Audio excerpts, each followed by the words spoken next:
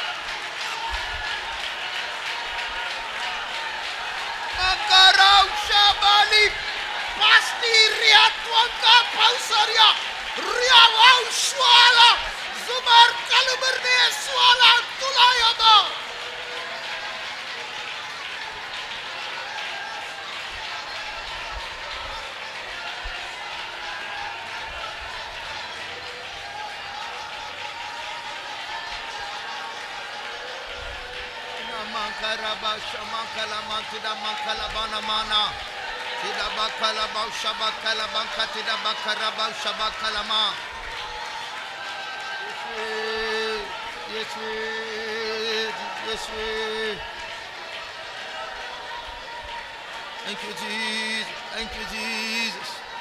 Mankshali bidiramanya rabasabakati dan kalabana mankatuda. Rubali barama sabala badia rabau shabakalabana ratabasi begidanama. Is amribo ni alboria kambahasaba. Thank you, Jesus. Thank you, Jesus. Thank you. Yes, we. Yes, we. Thank you, Jesus. Thank you, Jesus. Thank you, Jesus. Thank you, Lord. Balapadut. Yes, we. Parisuthapaduttum. Yes, we. Nalla poraathathai poraadu. Jayam paraven. Yes, Jayam paraven. Thigaripire.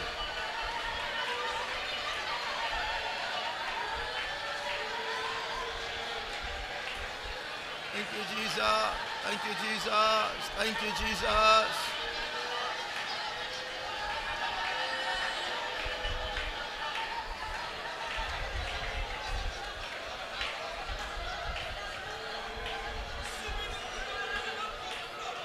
Nima ragli andri asibala bariada na mausapega betrani ma shabala bana tuda.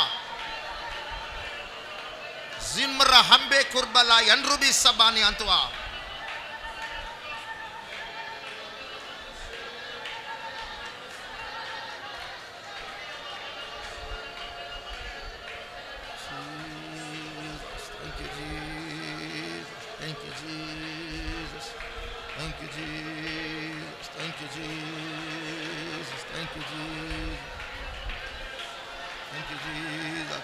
Shibala bakari atri ki sabala banam tuda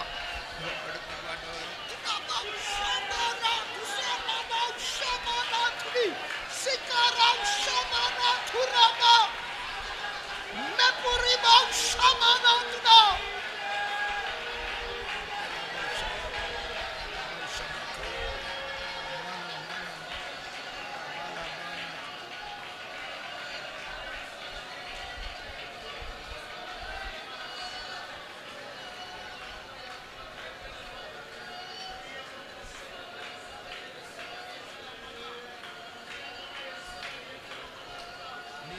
Laban siprahani leko dinama sibaramanatu.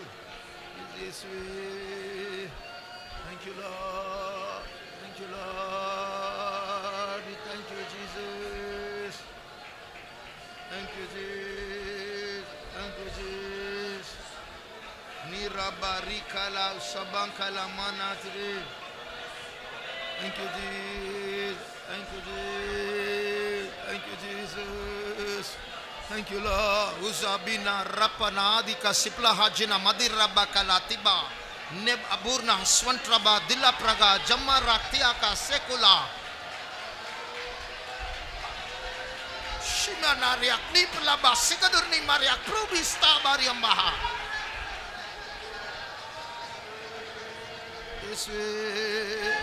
Yeswe dinamalo kindari dala zibara nera tulpirankama azupirama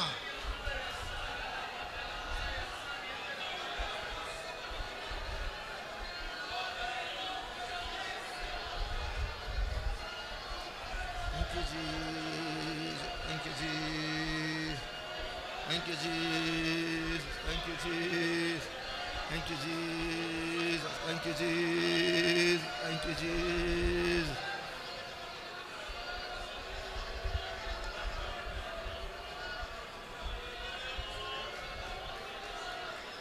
Amen.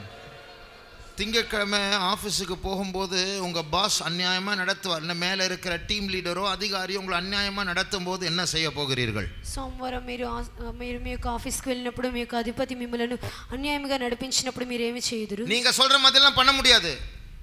நான் பேப்பரை கொடுக்க போகிறேன். నీవు చెప్పినదంతా చేయట వీలు కాదు, నేను paper ఇవ్వబోచున్నాను. இப்படி நம்ம அவசரப்படக்கூடாது. ఇలాగున మనం తొందరపడకూడదు. என்ன பண்ணணும்?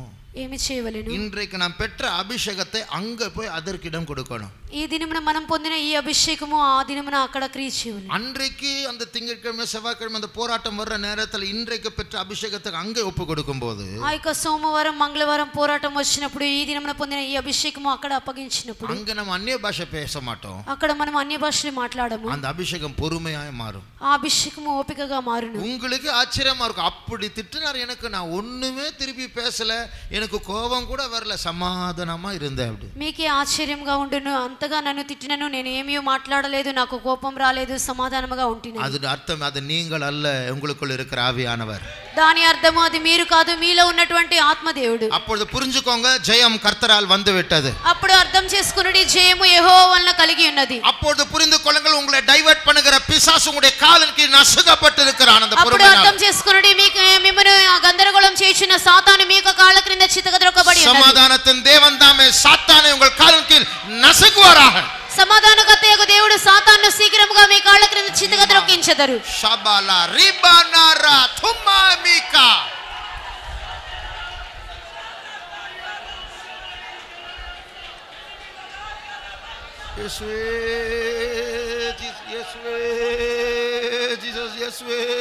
Jesus. Amen. இயேசு சிலுவையில் தொங்கிக் கொண்டிருக்கும்போது, இயேசு சிலுவையில் வேலாடுச்சுன்னప్పుడు அவசரப்பட்டு இயேசு ஒரு வார்த்தை விடணும் தான் பிசாசுடைய ஏம். తొందరపడి యేసు ఒక మాటను మాట్లాడవాలని సాతాను యొక్క ఉద్దేశం. పాస్ பண்றவங்க எல்லாம் கமெண்ட் அடிச்சிட்டு போறாங்க.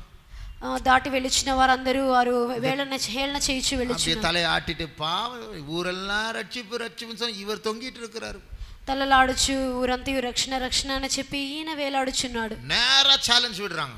నేరుగా ఆయన మీద ఇలాగ మోపుచున్నారు. நீ தேவகுமாரன் சொன்னியே, இறங்கி வா, இப்போ நாங்க விசுவாசிக்கிறோம். నీవు దేవుని కుమారుడు అని చెప్పితివే, దిగిరా, ఇప్పుడు మేము విశ్వసించదము. அந்த வலியின் மத்தியில அதெல்லாம் பண்ணாமல் இருக்கிறதுக்கு ஆண்டவர் எவ்வளவு பொறுமையா இருந்திருப்பார். ఆ యొక్క వేదన అంతటి మధ్యలో దేవుడు ఏమీ చేయకుండా ఉంటకు ఎంత ఓపిక కలిగి ఉండేది. நீ என்னமோ நினைச்சுக்கோ, ஆமா நான் முட்டாள் தான், நான் தேவகுமாரன் கிடையாது, நான் கோழை தான், மனுஷன் தான், என்னமோ நீ சொல்லு. నీవు ఏమైనా అనుకో, నేను దేవుని కుమారుడను కాదు, నేను మనిషిని, ఏదైనా చెప్పు. நீ என்னை தூண்ட முடியாது, నీవు నన్ను తీసివేయలేవు. பொறுமையினுடைய அவதாரமாய் அங்க தொங்கிக் கொண்டே அந்த நிந்தையை சகித்தார். ఆయన ఓపిక యొక్క అవతారముగా అక్కడ వేలాడుచు ఆ నిందను సహించెను. ஆனா என்ன நடந்தது தெரியுமா? అయితే ఏమి జరిగినో తెలియనా? முடிந்தது அவர் சொன்ன பிறகு, ముగించబడినదేని ఆయన చెప్పిన తరువాత, பிதாவே என்னுடைய ஆவி உம்முடைய கரத்தில் ஒப்பு கொடுக்கிறேன் என்று சொன்ன பிறகு, తండ్రి నా ఆత్మను మీ చేతికి అప్పగించున్నానని చెప్పిన తరువాత, ஒரு சில நொடிகள் கழித்து அவருடைய தலை தொங்கினது. కొన్ని నిమిషముల తరువాత ఆయన తల వేలాడుచుండెను. தொங்கின அந்த செகண்ட்ல கண்ணுக்கு தெரியாத உலகத்துல அவருடைய காலானது சாத்தானுடைய தலையை நசுக்கி போட்டது. ఆయన తల వేలాడుచున్న ఆ యొక్క సెకనులో సాయక లోకమునకు తెలియనటువంటి ఒక వింతగా ఆయన కాలు సాతాను యొక్క తల మీద చితకద్రొక్కబడుచున్నది. கிறிஸ்தவர்களே, தேவனுடைய பிள்ளைகளே, நாமும் மௌனமாய் இருப்போம். క్రైస్తవులారా, దేవుని పిల్లలారా, మనమును మౌనముగా ఉండుము. கிருபை கிருபை என்று சொல்லிக்கொண்டே ஓடுவோமா.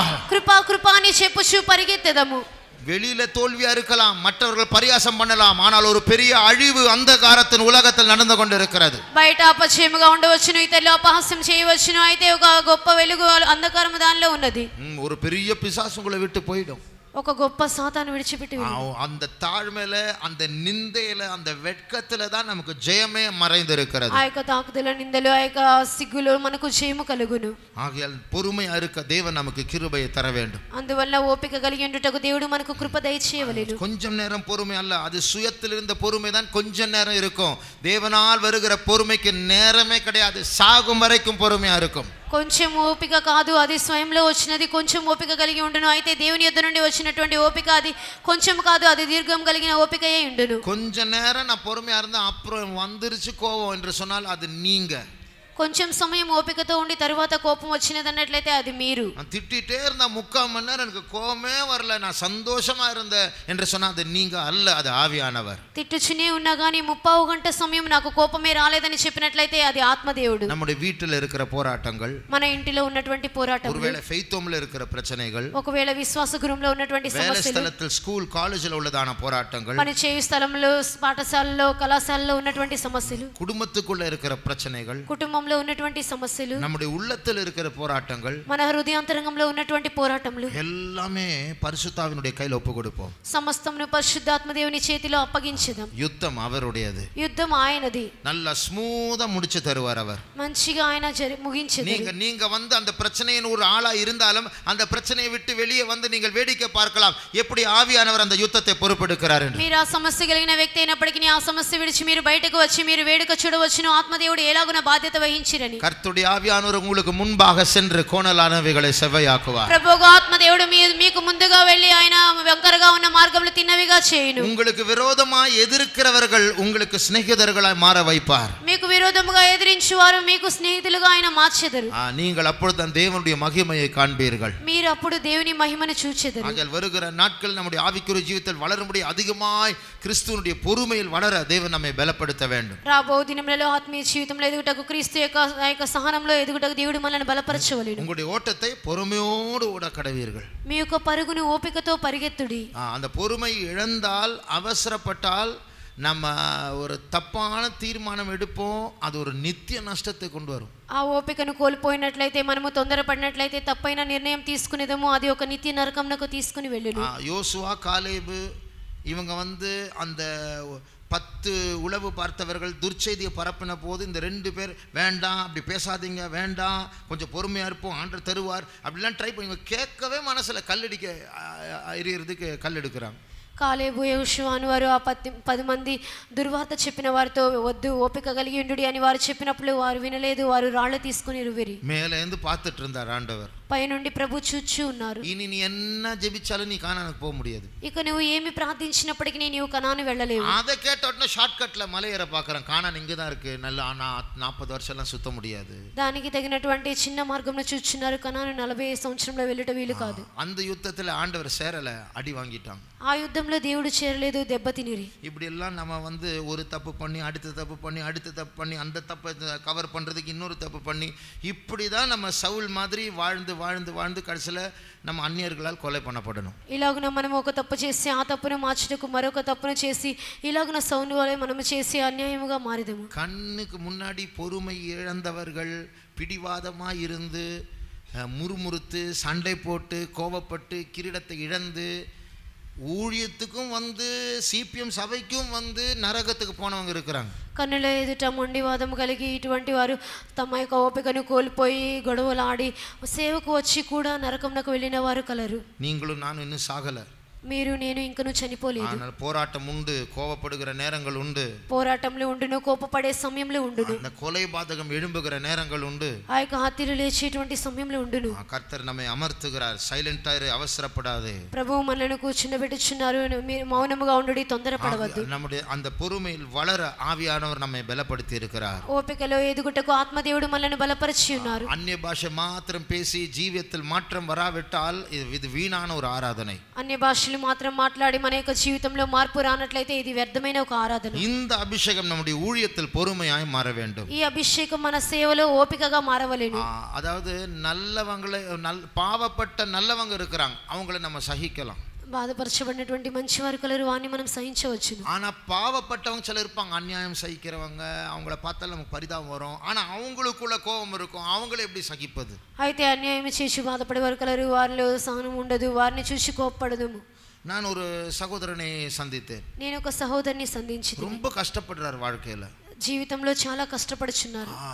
எனக்கு பாவமா இருந்துருச்சு, నాకు పాపం అనిపించెను. ஆனா அவருக்குள்ள வந்ததான சில கோபங்களை நான் பார்த்தேன். நான் అయితే అతనిలో వచ్చిన కొన్ని కోపంలో నేను చూచితిని. இன்னொரு సహోదరుని நான் பார்த்தேன், మరొక సహోదరుని నేను చూచితిని. ரொம்ப సైలెంటా இருப்பார், చాలా మౌనంగా ఉండేది. அழுக்கு ட்ரெஸ் போட்டிருப்பார், మురికి వస్త్రములు, వైట్ అండ్ వైట్ தான் எப்போதும், ஆனா அழுக்கா இருக்கும். తెల్లని వస్త్రంలో అయితే ఎప్పుడు మురికిగా ఉండును. தோள்ல ஒரு பேக் போட்டு ஃபைத்தம் வருவார், భుజం మీద ఒక సంచి తగిలించుకొని విశ్వాస గృహంకి వచ్చేది. பேச மாட்டார், ఎవరి యొద్ద మాట్లాడరు. கூட்டம் முடிச்சு நடந்து போனா கூட ஒரு வால் ஓரமா தான் நடந்து போவார், சென்டர்ல கூட நடக்க மாட்டார். కూటం ముగించబడి వెళ్ళే సమయం ముందు కూడా ఒక గోడ ప్రక్కగా వెళ్ళెదరు, మధ్యలో కూడా నడిచి వెళ్ళరు. எனக்கு ரொம்ப பாசம் வந்துருச்சு அவர் மேல, నాకు అతని మీద చాలా ప్రేమ వచ్చెను. ஆனா ஒரு நாள் தான் அவருடைய சுபாவத்தை பார்த்தேன். అయితే ఒక దినమున నేను అతని స్వభావం చూచి, சில சின்ன பிள்ளைகள் அவரை கொஞ்சம் சீண்டுனாங்க, చిన్న పిల్లలు అతన్ని కొంచెం గోకిరి. அன்னைக்கு தான் அவருடைய கோபத்தை பார்த்தேன் நான். ఆ దినమున అతని కోపంను నేను చూచితిని. அன்றைக்கு தான் அவருடைய வாய் திறக்கப்பட்டது. ఆ దినమున అతని నోరు తెరవబడెను. ஐயோ இந்த மனுஷனா இப்படி என்று ஆச்சரியப்பட்டேன். అయ్యో ఈ మనుషుడా ఇలాగునా అని చెప్పి ఆశ్చర్యపడితిని. ஆனால் ஆண்டவர் எனக்கு போதித்தது என்ன தெரியுமா? இப்படிப்பட்டவர்களையும் நம்ம தாங்கணும். అయితే ప్రభు నాకు బోధించినది ఏమిటో తెలియనా, ఇటువంటి వారిని కూడా మనము సహించవలెను. அதுக்கு எனக்கு பொறுமை வேணும். అయితే నాకు సహనం అవసరం. அப்போ உங்களுக்கும் எனக்கும் இந்த பொறுமையில தான் இந்த ராஜ்யத்தை கட்டி எழுப்ப முடியும். మీకును నాకును ఈ యొక్క సహనంలోనే రాజ్యంను కట్టి లేపబట్ట వీలగును. ஒரு கொத்தனார் வந்து ஒரு செங்கலை வெட்டி ஒரு பிட்டு வந்து அந்த வால்ல அவர் பொருத்தும் போது சில நேரத்தில் ரொம்ப உடஞ்சிரும், என்ன பண்ணிடுவார்? கீழே போட்டு அடுத்தது எடுப்பார். அவர் ఒక ఇల్లు కట్టువారు వచ్చి ஒரு மேசன், ఒక మేస్త్రి వచ్చి ఒక ఇటుక రాయిని పగలగొట్టి దాన్ని సరైన స్థలంలో పెట్టినప్పుడు అది సరైన రీతిలో రానట్లయితే దాన్ని తీసి పారవేయుదురు. ஆனா நீங்கள்லாம் கல்லு, நானும் கல்லு, ஆண்டவர் தான் மேஸ்திரி, கட்டிடத்தை செய்கிறார். நம்ம பொறுமை இழக்கிறோம், கோவப்படுறோம், கெட்ட வார்த்தை பேசுகிறோம், பொய் சொல்கிறோம். அவர் வெட்டுறாரு, வெட்டப்படலை, பீஸ் பீஸாக உடையிறோம், இன்னும் கடினமாக இருக்கிறோம், ஒத்துழைக்கிறது இல்லை. தூர வீசி போட்டால் என்ன ஆகும்? நரகம்தான். ஆனால் நம்ம வீசி போடுறதில்ல, நம்ம வச்சு வருஷ கணக்காக அவர் வந்து வெட்டிகிட்டே இருக்கிறாரு. అయితే మీరు నేను ఆ రాయిగా ఉన్నాము, ప్రభు మనలను దాన్ని పగలగొట్టినప్పుడు మనము ముక్కలు ముక్కలుగా పొడిగా అవుచున్నాము. అయితే ప్రభు మనలను పారవేయటలేదు, దాన్ని తీసుకుని అనేక సంవత్సరములుగా మనలను కట్టుటకు ప్రయత్నించున్నారు. செங்கல் வந்து சரி ஆண்டவரே வேண்டாம் ஆண்டவரேன்னு சொல்லாது கொத்தனார்கிட்ட, ஆனால் நாம் ஜீவன் உள்ள கற்கள்.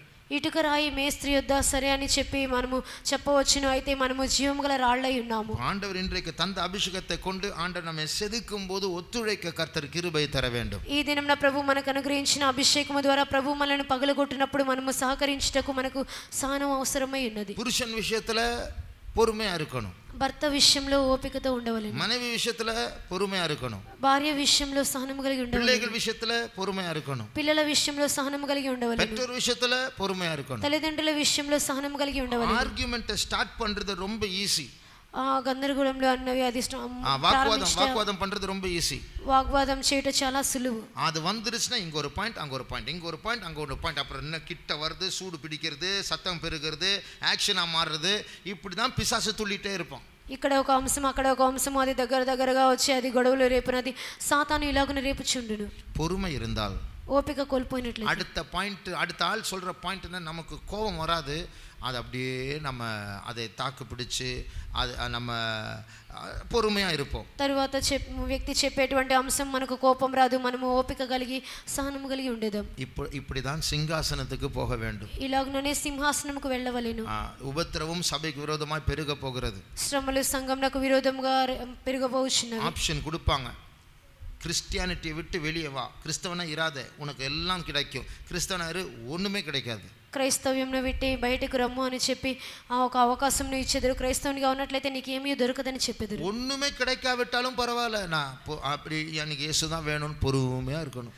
ఏమీ దొరకనప్పటికీ నీ పర్వాలేదు, యేసే కావాలని చెప్పి ఓపికగా ఉండవలెను. அந்த கிருபை கர்த்தர் நம்ம எல்லாருக்கும் தரும்படியாக கர்த்தரை ஸ்தோத்திரிப்போம்.